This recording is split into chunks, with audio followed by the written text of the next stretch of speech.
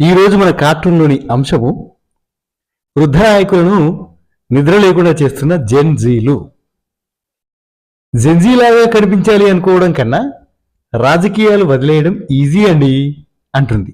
ఈ అంటున్నది ఎవరు, ఆ వింటున్నది ఎవరు తెలుసుకోవాలంటే ఈ కార్టూన్ చిత్రాన్ని పూర్తిగా చివరి వరకు చూడండి.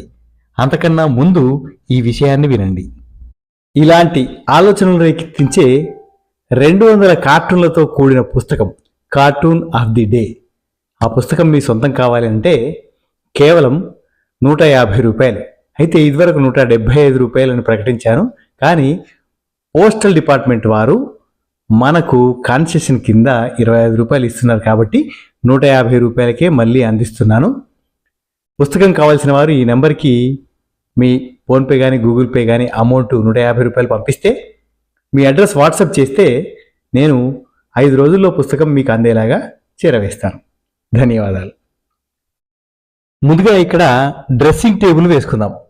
చాలా సులభమైన శైలిలో మనం డ్రెస్సింగ్ టేబుల్ని ముందు వైపు నుంచి కాకుండా సైడ్ నుంచి చూస్తున్నాం కాబట్టి నిలువున అలా పెద్ద సరళ రేఖని, నిలువు రేఖని గీసుకొని సింపుల్గా డ్రెస్సింగ్ టేబుల్ని ముగించేసుకుందాం. ఆ డ్రెస్సింగ్ టేబుల్ ఎదురుగా కూర్చున్న ఆవిడ ఎవరు? ఒక వృద్ధ మహిళ, ముసలావిడ. ఆవిడ ఈ చేతిలో కోంబు పట్టుకుని ఉంది, దువ్వెన.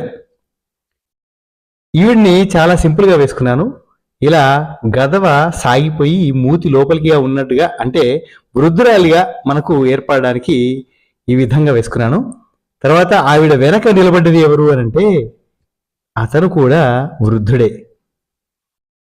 వీరిద్దరూ భార్యాభర్తలు. ఇతను వృద్ధ నాయకుడు. ఇదన్నమాట సంగతి. అయితే ఆ వృద్ధ నాయకుడు ఎలా రెడీ అయ్యాడో చూడండి. టీషర్టు, జీన్స్ ప్యాంటు, తర్వాత స్పైక్ షూస్ వేసుకున్నాడు. అట్లా జెన్జీ యువతలాగా స్టైలిష్గా రెడీ కావడానికి ప్రయత్నం చేసి పాపం అభాసు పాలయ్యాడు. ఎందుకంటే పాపం అతను వయసుడిగిన వ్యక్తి కాబట్టి ఎంత ఫ్యాషనబుల్ డ్రెస్సులు వేసినా కానీ ఇలాగే ఉంటాడు. మరి కార్టూన్లోని ఆంతర్యం బోధపడితే తప్పకుండా లైక్ చేసి మన పేజీని ఫాలో చేయడం మాత్రం మరవకండి. ధన్యవాదాలు.